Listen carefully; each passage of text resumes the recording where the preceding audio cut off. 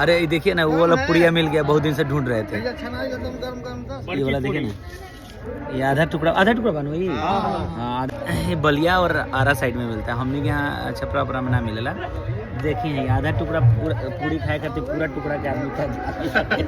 देखिए अवधेश भाई, तोड़िए मत तोड़िए, चढ़िए देखिए पूरा दीजिए। ऐसा दिखाई कितना बड़ा है, इनको दिखाई तो देखिए, बलिया वाला पूरी है, बलिया में हम लोग हैं। ये पूरी खाए लगा तो नहीं देहो देख लो।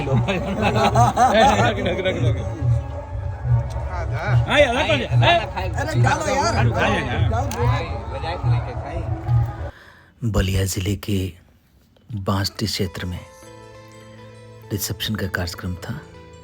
रिसेप्शन था दुर्गेश जी का। बड़े अच्छे लोग हैं, बड़ा आदर उन्होंने किया और सारी व्यवस्था हमारा छोटा भाई विकास साहब किया था।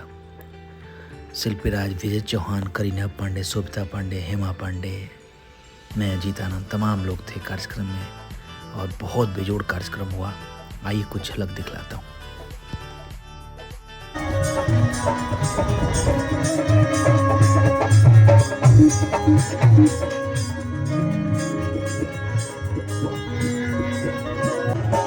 अजीत भैया के हमारे गुरु तुल्य बानी, हमेशा अच्छा मार्गदर्शन देते हैं। धन बाड़ू सोना धन बाड़ू हमर पहिला पसंद। अरे बजना